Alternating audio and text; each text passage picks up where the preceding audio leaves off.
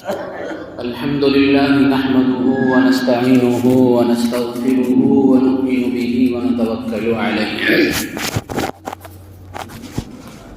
ونعوذ بالله من شرور أنفسنا ومن سيئات أعمالنا من يهده الله فلا مضل له ومن يضلله فلا هادي له ونشهد أن لا إله إلا الله وحده لا شريك له ونشهد أن سيدنا وسندنا وحبيبنا وشفيعنا وسندنا ومرشدنا وهادينا ونبينا ورسولنا وأفضلنا ومتاعنا وحبيبنا ومكرمنا وأولانا ومولانا محمدا عبده ورسوله لا رسول بعده ولا رسالة بعده لا نبي بعده ولا نبوة بعده أرسله الله بالحق بشيرا ونذيرا وداعيا إلى الله بإذنه وسراجا منيرا وصلى الله تعالى عليه وعلى آله وأصحابه وأزواجه وذرياته وأهل بيته أجمعين وسلم تسليما كثيرا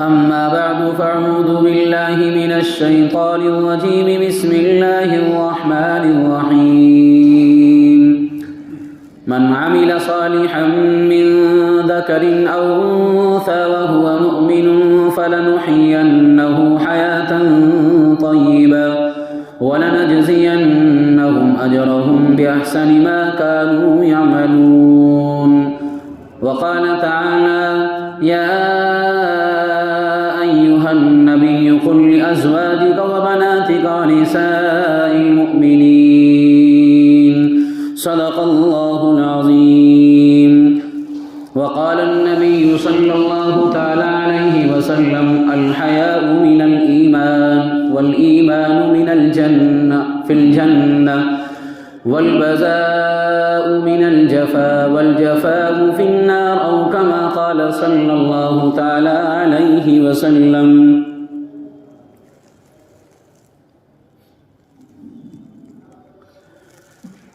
آئی ہے لبوں پر تیری تکبیر سے مسکان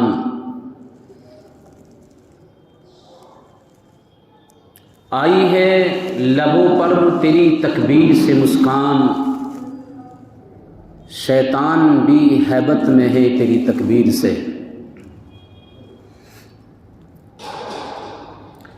تو بنت سمیہ ہے تعقب میں ہے ابو جہل تو بنت سمیہ ہے تعقب میں ہے ابو جہل نیزوں کے تلے پڑا ہے تو نے کلمہ ایمان عزیزان گرامی قدر معزز سامعین ملک کے حالات جس کروٹ جا رہے ہیں ہم سب بخوبی واقف ہیں ایک فرقہ پرست اس ملک کو گمراہی کے دہانے پر اور ملک کو تباہی کے دہانے پر لے جانا چاہتا ہے حالانکہ اس وقت بھی برادران وطن کی اکثریت ایسی ہے جو صحیح سمجھ بوجھ رکھنے والی ہے کہ ملک کو بربادی کے دہانے پر وہ پہنچنا نہیں دینا چاہتے ہیں، لیکن کچھ فرقہ پرست رہتے ہیں جو ہر روز نیا مسئلہ کھڑا کر دیتے ہیں۔ ایک لمبا عرصہ گزر گیا ہے ہمارے ملک ہندوستان کو بری نظر لگے ہوئے، ورنہ اس ملک ہندوستان کی گنگا جمنا تہذیب اور اس ملک ہندوستان کا پیار و محبت اور ایک ایسا سنہرا گلدستہ جو ایک ایمان والا ایک غیر ایمان والے کے ساتھ چلا کرتا تھا، جو ایک نعرہ ہے ملک ہندوستان کے تعلق سے کہ ہندو مسلمان سکھ عیسائی یہ سب بھائی بھائی ہیں، تو ابھی بھی اکثریت برادران وطن کا طبقہ ہے جو اس ملک ہندوستان کو بچانا چاہتا ہے کہ وہ تباہی کے دہانے پر نہ پہنچ پائے۔ اور جو اس ملک ہندوستان کو ایک بری نظر لگ گئی ہے اس نظر کا دھبا ختم کر دینا چاہتے ہیں۔ اسلام تو ایک ایسا سنہرا اور پیارا مذہب ہے کہ اسلام نہ کبھی کسی کو تکلیف دینا چاہتا ہے، نہ اسلام کے ماننے والے کسی کو تکلیف دینا چاہتے ہیں۔ اسلام ہی ایک اتنا خوبصورت اور بہترین گلدستہ ہے کہ دنیا کے تمام تر مذاہب کو دیکھ لیا جائے، جتنا سکون، عافیت، جتنا پیار، جتنی محبت اور جتنا بہترین نمونہ اس اسلام میں ملتا ہے وہ کسی اور میں نظر نہیں آتا ہے۔ اسی لیے جس سرزمین پر ایمان والے بستے ہیں، اس خطۂ سرزمین کے جس حصے پر بھی آپ دیکھیں جہاں بھی ایک کلمہ کا پڑھنے والا اور ایک ایمان کا ماننے والا اور اسلام کے کلمے کے تلے زندگی گزارنے والا، اس سرزمین دنیا کے خطے کا نظر ڈالیے، خطے پر جہاں پر بھی آپ دیکھیں گے ایک ایمان والا اگر اس جگہ پر موجود ہے تو وہ ایمان والا ہمیشہ یہ چاہتا ہے کہ اس سرزمین پر رہنے پر جو ہم رہ رہے ہیں اللہ کی ملکیت، اللہ کی امانت ہماری ذات سے کسی کو تکلیف نہ پہنچ پائے۔ یہ اسلام کا پیغام ہے اور ایک ایمان والے کا پیغام رہتا ہے۔ یہی وجہ ہے کہ اسلام نے حکم دیا کہ اگر راستے میں چل رہے ہیں تکلیف دہ چیز مل جائے آپ کو اور اندیشہ ہے کہ اس سے کسی کو تکلیف پہنچ سکتی ہے، راستے میں کوئی آ جاتا ہے اس کی ٹھوکر لگ کر گر سکتا ہے، تو اسلام نے حکم دے دیا ہٹا دو اس چیز کو، کہیں دوسرے کو تکلیف نہ پہنچ جائے۔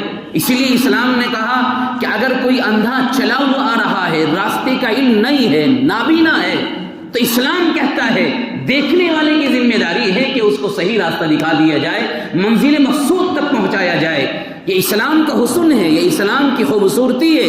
اسلام ایک ایسا سنہرا مذہب ہے کہ جس کے ماننے والوں کے اندر اتنا شعور ہوتا ہے، اتنا شعور ہوتا ہے کہ اگر کوئی راستہ بھی معلوم کرے تو غلط بتا دینا نہیں چاہتا۔ یہ اسلام کا پیغام ہے۔ پھر اسی کو قرآن نے کہا من عمل صالحا من ذکر او انثى وهو مؤمن۔ اب اسلام کہتا ہے، قرآن کہتا ہے ایسا آدمی، ایسا شخص کہ جو اچھے اعمال کر لے، جو اعمال اچھے کر لے، من عمل صالحا من ذکر او انثى۔ قرآن نے قید لگائی کہ ایمان لانے کے بعد اچھے اعمال کرنے والا چاہے مرد ہو چاہے عورت ہو، اسلام نے اس میں تمیز پیدا نہیں کری کہ اگر ایک ایمان والا، ایک اسلام والا اگر مرد ہے وہ اعمال اچھے کرے گا، صحیح اعمال کرے گا تو صرف اللہ کی قدرت کا مظاہرہ وہ کرے گا۔ اور قرآن نے یہ نہیں کہا کہ ایک مرد اگر صحیح عمل کر رہا ہے تو جنت کا حقدار وہ ہے، نہیں، قرآن نے مطلق کہا اور یوں کہا من عمل صالحا من ذکر او انثى، چاہے مرد ہو یا عورت ہو، اس میں کوئی حرج نہیں۔ آواز شاید زیادہ ہو رہی ہے، تھوڑی آواز ہلکی کرو۔ تو مرد ہو یا عورت ہو، اسلام دیکھتا ہے کہ اچھے عمل کون کر رہا ہے۔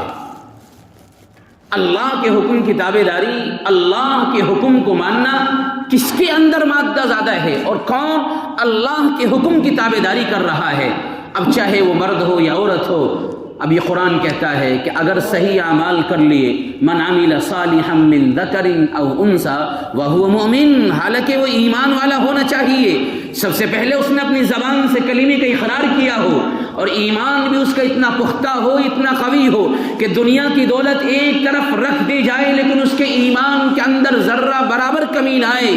اگر کبھی اس کے ایمان کا سودا کرنے کا نمبر آ جائے تو دنیا کی دولت کو ٹھکرا سکتا ہو لیکن ایمان کا سودا نہ کر سکتا ہو، اپنے ضمیر کو نہیں بیچ سکتا ہو۔ قرآن نے اسی کو کہا وَإِذَا قِيلَ لَهُمْ آمِنُوا كَمَا آمَنَ النَّاسُ۔ لوگوں اگر اللہ کو ایمان دکھانا ہے، یوم آخرت میں رب کے سامنے پہنچنا ہے اور ایمان تمہارا کسوٹی پر تولا جائے گا، تمہارا ایمان اگر صحابہ کے نقش قدم پر ہوگا، تمہارا ایمان اگر صحابہ کی اقتداء میں ہوگا، تمہارا ایمان اگر سمیہ جیسا ہوگا، ایمان اگر تمہارا عائشہ کے جیسا ہوگا، ایمان فاطمہ بنت نبی پاک صلی اللہ علیہ وسلم کے جیسا ہوگا، اگر تمہارا ایمان ان عمار اور عمیر اور سعد جیسا ہوگا، تو پھر اس ایمان کے ٹھکانے کیا ہے؟ اللہ کی طرف سے فیصلہ ہو جائے گا، جنت کے دروازے کھلے ہوئے، جہاں جانا چاہے چلے جائے۔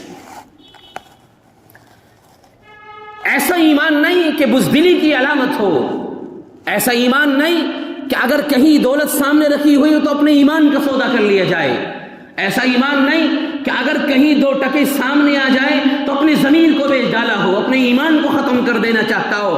نہیں عزیزو، ایمان ایسا ہونا چاہیے جو امت کی نوجوان نے اور جو آج کے وقت میں صوبہ کرناٹک کی اس خاتون نے، اس مسکان نے، کہ جس کی تکبیر سے شیطان بھی آج ہیبت میں پڑا ہوا ہے، جس نے نیزوں کے تلے کلمے کا اقرار کیا اور جس نے نیزوں اور تلواروں کے تلے اس نے تکبیر لا الہ الا اللہ اور اللہ اکبر کی صدائے بلند کری، ہمت اور حوصلہ اور اس کی صداقت اور اس کی سچائی اور اس کی عظمت کو لاکھوں سلام ہے کہ اس نے اس امت کی نوجوان اور پیغام یہ دیا عورتوں کو کہ اگر تمہارا ایمان اس طرح ہوگا کہ ایک مسکان بنت حسین اگر صوبہ کرناٹک کی سرزمین پر ایک کالج کے اندر اگر 100 گنڈے کھڑے ہوئے ہو اور 100 ہجڑے اور گنڈے کھڑے ہو کر وہ اگر نعرے لگا رہی ہوں کسی اور چیز کے اور اس مسکان کے اوپر اپنا زور دبا دینا چاہتے ہو اور اس مسکان بنت حسین کے اوپر اپنی آواز ایسی ڈال دینا چاہتے ہو کہ اس کی آواز بند ہو جائے، اس کا حجاب اتر جائے، اس کا سر کھل جائے، اس کا سینہ کھل جائے، تو اس نے جواب دیا کہ میں تنہا ہوں لیکن میں بنت سمیہ ہوں، میں تنہا ہوں لیکن میں بنت فاطمہ ہوں۔ اس نے اگر ان کے نعروں کو سنا تو اپنی زبان کھولی اور اللہ اکبر کے نعرے لگائے، جس پر ملک ہندوستان کی سرزمین پر گونج اٹھی۔ یہ آج اس نے ایمان کا ثبوت دیا ہے کہ لوگوں، ہم ایمان سے سودا نہیں کرتے ہیں، ہم اپنے ضمیر کو نہیں بیچتے ہیں۔ وہ ہماری مائیں اور وہ ہماری نوجوان بہنیں کہ جنہوں نے اس حجاب کے مسئلے کو، جو آئے دن فرقہ پرست طاقتیں نیا مسئلہ کھڑا کرتے ہیں، کبھی کچھ مسئلہ لے کر آئے، کبھی کچھ مسئلہ لے کر آئے۔ حجاب کا مسئلہ آیا کہ یہ مسلمان کی عورتیں حجاب ڈال کر کالج میں پڑھنے نہیں آئیں گی، وہ بھی قوم سیکنڈری کی طالبہ کہ جس نے یہ کہا کہ حجاب ہمارا آئینی حق ہے، جس نے یہ کہا کہ حجاب ہمیں قرآن دیتا ہے، جس نے یہ کہا کہ حجاب ہمیں عائشہ نے دیا، جس نے یہ کہا کہ حجاب عائشہ کی زبان پر اللہ نے حکم اتارا، جس نے یہ کہا کہ یہ حجاب یہ ایسا ہے، اگر ہم اپنے سر سے حجاب کو اتار دیں گے، اگر ہم اپنے چہرے سے نقاب کو اتار دیں گے تو کہیں ایسا نہ ہو شیطان مسلط ہو جائے، اور اگر سر سے دوپٹہ اٹھا تو جبرائیل بھی واپس چلے گئے کہ نہیں اس گھر میں نہیں آؤں گا جس سر پر دوپٹہ موجود نہ ہو۔ تو مسکان نے یہ کہا، لوگوں آپ کورٹ میں جائیے، آپ آئینی قانون کو لیجئے، آئینی حق کو لیجئے، اور پھر ہم لڑائی لڑتے ہیں۔ اور انہوں نے لڑائی لڑی، اللہ نے کامیابی دی کہ حجاب کو وہ کورٹ نے کہا کہ حجاب ایک ان کا اسلامی آئینی حق ہے، اس سے کھیل تماشا نہیں کیا جا سکتا ہے۔ اس نے ترجمانی کری پوری اسلام کی۔ اس مسکان بنت حسین نے ایک ایسا پیغام دیا، اپنے حوصلے کے ساتھ ایسے پیغام دیا۔ ذرا دیکھیے اس ویڈیو کو، سوشل میڈیا پر آج اس کے علاوہ کچھ نظر نہیں آ رہا ہے، لیکن ہم نے کبھی سوچنے کے بعد اور دیکھنے کے بعد ہماری ماؤں بہنوں نے اس سے کچھ سبق حاصل لیا، ہماری بنتیں اور ہماری بیٹیوں نے کچھ سبق حاصل لیا۔ خالی سب نے دیکھ لیا اور چھوڑ دیا، نہیں، ہمیں پیغام دیتی ہے مسکان بنت حسین، ہمیں کچھ صدائے دے رہی ہے، ہمیں کچھ آوازیں دے رہی ہے کہ ملک ہندوستان کی سرزمین پر اگر نظر لگی ہوئی ہے اور بری نظر لگ گئی ہے، فرقہ پرست اگر ملک ہندوستان کی سرزمین کی گنگا جمنی تہذیب کو ختم کر دینا چاہتے ہیں، تو مسکان یہ کہتی ہے جب آپ کلمہ لا الہ الا اللہ کی صدائے دیں گی، جب آپ اللہ اکبر کے نعرے بلند کریں گی، تو آپ دوسرے نعروں کو چھوڑ سکتی ہو اور دوسرے نعروں کی آواز پست ہو جائیں گی جب اللہ اکبر کے نعرے آئیں گے۔ یہ قانون ہے، اللہ کی عظمت جہاں بیان ہو رہی ہو اور اللہ کا نام اور اللہ کا سہرا لے کر جہاں آواز بلند کی جا رہی ہو، کوئی اس دنیا پر مائی کلال ایسا نہیں جو اللہ اکبر کی صداؤں کو نیچے ڈال دے۔ مسکان بنت حسین کی عظمتوں کو سلام، یہی وجہ جمعیت علماء ہند نے فوراً 5 لاکھ کا نقد انعام دیا۔ کہنے والے کہتے ہیں کہ اس نے تو اپنی حوصلے کی بلندی دکھائی، اس نے اپنی عظمت کو سلام کرایا، اور اس نے کہا کہ میں بنت سمیہ ہوں، میں تمہارے ناروں کی بلندی اور تمہارے ناروں کی زور کے نیچے نہیں دب سکتی ہوں، حجاب ہمارا آئینی حق ہے، ہم نقاب نہیں اتار سکتے ہیں، ہم پردے کو ہٹا نہیں سکتے ہیں، ہمیں کالج میں آنے دیا جائے یا نہیں، کالج میں انٹری ہو یا نہیں، ہم پہلے قانون کے اعتبار سے لڑائی لڑیں گے، قانون کے اعتبار سے لڑائی لڑی، اور جب وہ حجاب پہن کر کالج میں جاتی ہے، ایک بی کام سیکنڈری کی طالبہ جس کے باپ کا نام مسکان، جس کے باپ کا نام حسین ہے، اس کے لخت جگر، اس کی نور نظر کہ باپ کو دیکھا جائے تو بشرا ہے، باپ کو دیکھا جائے تو نمازوں کا پابند ہے، باپ کو دیکھا جائے تو تہجد کا پابند ہے، جس پر ایمان ہوگا اور جس میں دین ہوگا تو ان کی بیٹیاں بھی ایسی ہوں گی اللہ اکبر کے جو اللہ اکبر کی صدائیں بلند کریں گے۔ یہ تربیت ملتی ہے ماں باپ کی طرف سے، یہ تربیت ملتی ہے ماں باپ کی طرف سے۔ آج ہم اپنی بیٹیوں کو اوریانیاں لباس پہناتے ہیں تو بیٹیاں کہاں سے سمیہ کا لباس آ جائے گا۔ آج ہماری بیٹیاں باپ کے پاس بیٹھ کر LCD سامنے دیکھ رہی ہے، آج ہماری بیٹیاں اپنے باپ کے ساتھ بیٹھ کر شادی حال میں جا رہی ہے، اپنی آنکھوں سے غیر محرم کو دیکھ رہی ہے، اور لباس بھی صحیح نہیں ہے، جسم کا حصہ نظر آتا ہے، وہ یہ سوچ رہی ہے کہ میں نے لباس پہن رکھا نہیں۔ آقا نامدار تاجدار مدینہ محمد رسول اللہ نے فرمایا اگر جسم پر تمہارے چست لباس ہے، ایسا لباس جو تمہارے جسم پر ملا ہوا ہے، آپ ننگی ہو، تمہارے جسم پر لباس نہیں ہے، اللہ کی لعنت ہے، فرشتوں کی لعنت ہے، اور نیک لوگوں کی لعنت ہے ایسی عورتوں پر کہ جو چست لباس پہن کر باہر نکل رہی ہے۔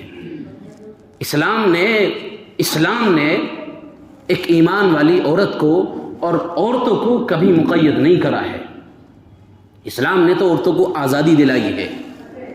یاد کریے اس وقت کو، اس منظر کو، زمانے جاہلیت میں اگر بیٹی ہو جائے تو قرآن کہتے ہیں وَإِذَا بُشِّرَ أَحَدُهُم بِالْأُنثَىٰ ظَلَّ وَجْهُهُ مُسْوَدًّا وَهُوَ كَظِيمٌ يَتَوَارَىٰ مِنَ الْقَوْمِ مِنْ سُوءِ مَا بُشِّرَ بِهِ أَيُمْسِكُهُ۔ قرآن گواہی دے رہا ہے، قرآن کہہ رہے ہیں زمانے جاہلیت کے لوگوں کی اگر بیٹی پیدا ہو جائے تو شرم و حیا اور عار کے بارے محسوس کرتا ہے کہ بیٹی کو گھر پر رکھوں یا اس کو نکال دوں، وہ شرم محسوس کرتا ہے کہ شرم محسوس ہو رہی ہے مجھے میرے گھر پر بیٹی آئی ہے، عار محسوس ہو رہی ہے، اب اس کے دل میں یہ خیال آتا ہے، قرآن کہہ رہا ہے اس کے دل میں یہ خیال آ رہا ہے میں شرم محسوس کرتے ہوئے بیٹی کو اپنے گھر پر رکھوں، یا طبیعت یہ چاہتی ہے اس بیٹی کو جنگل کی زینت بنا کر گڑے میں داب کر آ جاؤں۔ قرآن نے کہا ہے زمانے جاہلیت کے لوگوں کا حال یہی تھا، بیٹی آئی تو بیٹی کے آنے کے بعد ذرا چہرے پر ایسی مسکراہٹ نہیں آئی بلکہ سلوٹیں آئی ماتھے پر، اور اپنی بیوی اور زوجہ سے کہا اس بٹیا کو بہترین کپڑے پہنایا جائے، شاندار کپڑے پہنایا جائے۔ 6 سال کی عمر کو بچی پہنچی تو بیٹے اپنی بیوی سے کہتا ہے کہ اس کو کپڑے پہنا دیے جائیں، اس کو سنوار دیا جائے، کہاں لے جانا ہے؟ مجھے اس کے ننیحال میں لے کر جانا ہے، اس کی نانی سے ملا کر لاؤں گا، اس کے نانا سے ملا کر لاؤں گا۔ لیکن جہاں وہ ماں اپنی لخت جگر کو تیار کرتی ہے، وہ باپ جس کی برکتوں سے اللہ نے اس کو جنم دیا تھا اس لخت جگر کو لے کر چلتا ہے، اور جنگل میں گڑھا کھودنے کے بعد اپنی بیٹیا سے کہتا ہے بیٹیا دیکھ اس کے اندر کیا ہے، کتنا گہرا گڑھا ہے۔ قرآن گواہی دیتا ہے اس بٹیا کو گڑھے کے اندر ڈال دیا، اوپر سے مٹی ڈال دی، زمین میں اس کو بوس کر دیا۔ جب قرآن آیا اور اسلام آیا تو قرآن نے کہہ دیا نہیں، آقا نامدار تاجدار مدینہ صلی اللہ علیہ وسلم نے فرما دیا اگر کوئی باپ ایسا ہی سوئے زمین پر کہ جس نے 2 بیٹیوں کی بہترین تربیت کر دی ہو، ان کی پرورش کری ہو، اور ان کو بہترین پرورش کرنے کے بعد اچھا نیک گھرانے کے خاوند تلاش کر لیا ہو، اب دیکھیے نبی پاک صلی اللہ علیہ وسلم کیا کہتے ہیں، اب جنت میں اگر یہ دیکھنا چاہتا ہے تو ان 2 انگلیوں کی طرح میں اور یہ بندہ جنت میں رہے گا۔ کون؟ جو اپنی 2 بیٹیوں کی پرورش کر کے اس کو بہترین خاوند تلاش کر لیتا ہو۔ آقا انعامدار فرماتے ہیں جنت میں میرے ساتھ رہے گا۔ اللہ اکبر۔ آج اگر بیٹیاں پیدا ہو جائیں، ہمارے گھروں کا حال یہ کہ ماتھے پر سلوٹ ہے، کوئی خوشیاں نہیں، اور ہمیں ذرا رنج اور غم ہونے لگتا ہے۔ نہیں، اگر گھر پر بیٹی آ رہی ہے، آپ لڑکی کو کسی بھی اعتبار سے دیکھ لیجئے، آپ ماں کی حیثیت سے دیکھیں تو قرآن کیا کہتا ہے، نبی پاک علیہ الصلوۃ والسلام کیا کہتے ہیں، ماں ہے تو ماں کے قدموں کے نیچے جنت ہے۔ قرآن کہتا ہے، اللہ فرما رہا ہے میرے حق کے بعد اگر اس سرزمین پر تمہارے اوپر کسی کا حق ہے تو میں حسن سلوک کا، اگر تمہیں کسی سے ساتھ برتاؤ کرنا ہے تو وہ ماں ہے۔ صحابی رسول ایاز کے عرض کرتے ہیں نبی اللہ میرے نزدیک سب سے زیادہ حسن سلوک کا کون مستحق، میں کس کے ساتھ سب سے زیادہ حسن سلوک کروں؟ تو نبی اللہ نے فرمایا اپنی ماں کے ساتھ کرو. پھر کس کے ساتھ کروں؟ ماں کے ساتھ کر. پھر کس کے ساتھ کروں؟ ماں کے ساتھ کروں. اللہ اکبر. کچھ تو وجہ ہوگی کہ تاجدار مدینہ تین مرتبہ فرماتے ہیں اپنی ماں کے ساتھ حسن سلوک کرو. یہ لڑکی اور یہ خاتون اگر ماں کی حیثیت سے، تو مقام یہ کہ اللہ تبارک و تعالیٰ نے کہا ان کے قدموں کے نیچے جنت ہے. اگر یہ بہن کے حصے میں آئے اور بہن کی حیثیت سے دیکھا جائے تو کیا مقام ہے. اللہ اکبر. بہن رحمت ہے اپنے بھائی کے لیے، اور بٹیا ہے تو پھر مقام دیکھیے کیا ہے ماں کے لیے. کتنا مقام دیا قرآن نے بٹیا کے لیے. لیکن یہ اسلام کی خوبصورتی ہے، اسلام کا پیغام ہے. اسلام نے مقید نہیں کرا. یہ چند فرقہ پرست لوگ رہتے ہیں کہ عورت کو مقید کر دیا گیا، حجاب ڈال دیا گیا، گھر کی ملکہ بنا دی گئی اور گھر میں اس کو قید کر دیا گیا. نہیں، قرآن دیکھیے کیا کہتا ہے. نبی پاک علیہ الصلوۃ والسلام کیا کہتے ہیں. اللہ کے نبی علیہ الصلوۃ والسلام نے عظمت بتائی، قرآن نے عظمت بتائی کہ ایسی عورتیں جو پاک دامن ہو، ایسی عورتیں جو بشعور ہو، ایسی عورتیں جو حجاب پہن کر چلتی ہو اور اپنے جسم کو کسی کو نہ دکھاتی ہو، اگر وہ اللہ کی ولیہ بن کر رہتی ہو اور اللہ کے سامنے زندگی گزار رہی ہو کہ اپنے ایمان کا سودا نہ کرتی ہو، اپنے ایمان کو بیچ دینا نہیں چاہتی ہو، تو اللہ اکبر مقام یہ ہوگا اس عورت کا کہ اللہ تبارک و تعالیٰ اس کو جنت کی عیش کرائیں گے. اسلام کو مقید نہیں کر، اسلام نے عورتوں کو مقید نہیں کرا بلکہ آزادی دلائی ہے. لیکن آزادی اسلام کی خوبصورتی اس میں ہے کہ ہماری مائیں بہنیں وہ پردے کے ساتھ رہیں، حجاب کے ساتھ رہیں. ایسا نہیں ہے کہ عورتوں کو گھر سے باہر جانے کی اجازت نہیں ہے. اسلام نے اجازت دی ہے، ضرورت کے تحت گھر سے باہر جا سکتی ہے، لیکن جائے کیسے مسئلہ یہ ہے. آج کی طرح ہماری بیٹیوں اور ہماری بہنوں اور ہماری بیویوں کی طرح نہیں کہ حجاب کا پتہ نہیں ہے، نقاب کا پتہ نہیں ہے، برقعے کا پتہ نہیں ہے اور بازاروں کی زینت بنی ہوئی ہے. اس طرح نہیں، بلکہ جائیے ہماری بیٹیاں ہماری بہنیں جائیں تو حجاب کے ساتھ جائیں، پردے کے ساتھ جائیں. جا سکتی ہے باہر. ورنہ تو عزیزو اگر ہماری بیٹی وہ ایک مولانا کی بیٹی ہے، ایک مفتی کی بیٹی ہے، ایک حاجی کی بیٹی ہے، کوئی اس کا دستور اور کوئی اللہ کے نزدیک کوئی قابل اعتبار چیز نہیں ہے. اگر ہوتی تو جب فاطمہ کو اتارا جا رہا تھا لوگوں نے کہا یہ فاطمہ نبی پاک علیہ الصلوۃ والسلام کی بٹیا ہے، لہذا قبر میں جا رہی ہے، تو آواز آتی ہے غیب سے اگر فاطمہ بنت محمد ہے تو کچھ بات نہیں ہے، یہاں اعمال کا سکہ چلے گا. آج اگر ہم یہ سوچیں کہ ہماری بٹیا اس کا باپ بڑا نیک ہے، باپ کے نیک ہونے سے کچھ نہیں ہوتا جب تک ہم ان کی تربیت نہ کریں گے. ہمیں اپنی بیٹیوں کی تربیت کرنی پڑے گی اور تربیت ایسی ہو جیسی مسکان بنت حسین کی تربیت ہوئی کہ اگر ایک جم غفیر کھڑے ہو کر نعرے لگا رہے ہیں تو اس نے ثبوت دیا ایمان کا، اس نے ثبوت دیا اسلام کا، اس نے ثبوت دیا ایک آئینی حق ہونے کا. اور اس نے اللہ اکبر کیسی جرأت مندی کے ساتھ نعرے لگائے، کیسے حوصلے کے ساتھ اس نے نعرے لگائے. اسکوٹی کھڑی کرنے کا انداز بھی اس کا نرالا تھا. حجاب میں آئی تھی اور حجاب اترنے نہیں دیا. اگر سامنے دشمن کا ایک جم غفیر کھڑا ہوا تھا، ایک عورت بڑی مردہ دل کی ہوتی ہے، ایک عورت اتنی کمزور دل کی ہوتی ہے، لیکن خدا کی قسم اس نے ثبوت دیا کہ میں فاطمہ کی بیٹی ہوں، میں سمیہ کی بیٹی ہوں اور میں تمہارے نعروں میں دبنے والی نہیں ہوں. اس نے اپنی زبان کھولی اور ان کے نعروں کے مقابلے میں کہا اللہ اکبر اللہ اکبر. تو اس آواز کو ایسا سنا کہ ہندوستان کی سرزمین پر یہ گواہی دی جا رہی ہے کہ اگر بیٹیاں ہوں مسلمان کی تو ایسی ہو جیسی مسکان بنت حسین.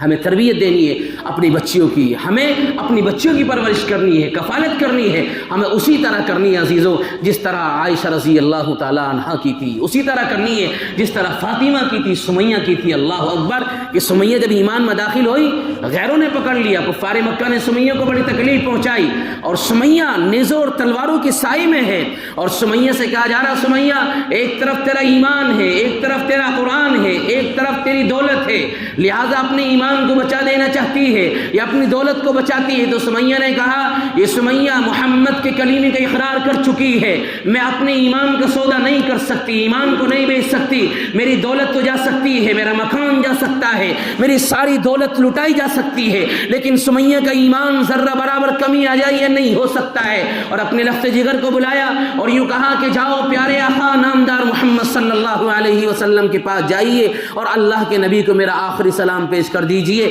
کیوں آج میں کفار مکہ کے نرغوں میں ہوں, آج میں نیزوں اور تلواروں کے نیچے ہوں. مجھے لگتا ہے میرا آخری سانس ہے, مجھے لگتا ہے میں زندگی یہیں سے ختم ہو جائے گی.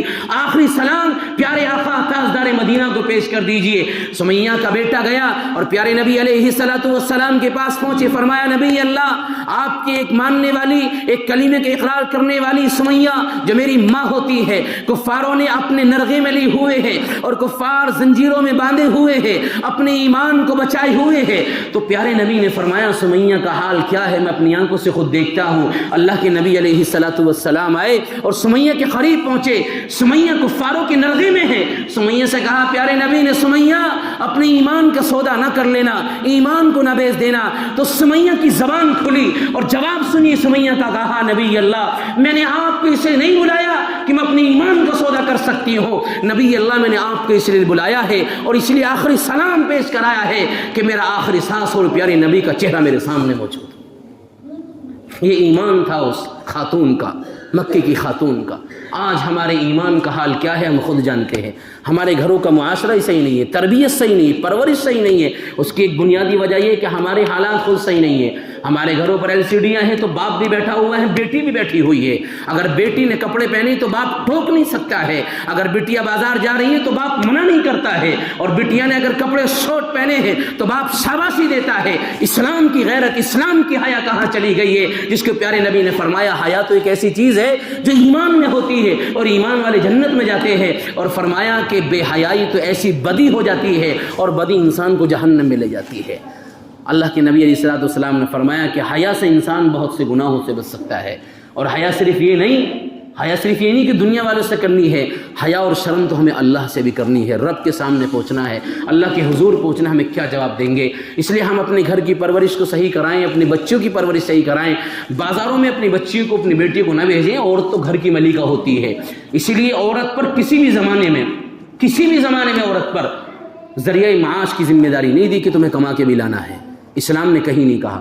اسلام نے یہ ذمہ داری مرد کے کاندھوں پر رکھی ہے. وہ لائے خاتون کو دے. خاتون گھر کی بادشاہ اور ملکہ ہے. اب اس کی ذمہ داری گھر کے امور کو سنبھالنے کی اور گھر کے کام کو سنبھالنے کی, بچوں کی تربیت کی. یہ اسی وقت ہوگا جب ہم اپنی بچیوں کو پڑھائیں گے, لکھائیں گے اور ان کو تربیت دلائیں گے. اور یہ ملیں گی اپنی بچیوں کو کہ ہم ان کو تعلیم دیں اور تعلیم سے ان کو دور نہ رکھیں. تعلیم اگر ہمیں دی جائے گی عزیزو تو ابھی وہ دن قریب اور وہ زمانہ دور نہیں ہے کہ ہماری بیٹیاں جب عیسائیوں کی اور غیروں کے اور دیگر مذاہب کے لوگوں کے اسکولوں میں جائیں گی. تو آج بھی یہ رپورٹیں ہیں کہ ہماری بیٹیاں بھی سورج کی جو ہے سامنے ہاتھ جوڑتی ہیں.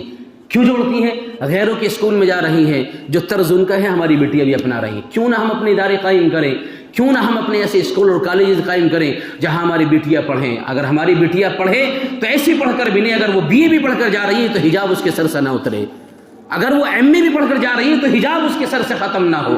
یہ مسکان بنت حسین ایسی تو یہ BCom سیکنڈری کی طالبہ ہے, لیکن حال یہ ہے حجاب نہیں چھوڑتی ہے اور اللہ اکبر کی صدائیں لگاتی ہے. کیوں نہ ہم اپنی بیٹیوں کو اس کے طرز پر لائیں. یہ ہوگا اسی وقت جب ہم اپنے کالجز, اپنے تربیت یافتہ اور ایسے ادارے قائم کریں گے جہاں اپنی بیٹیوں کو پڑھایا جا سکتے ہیں.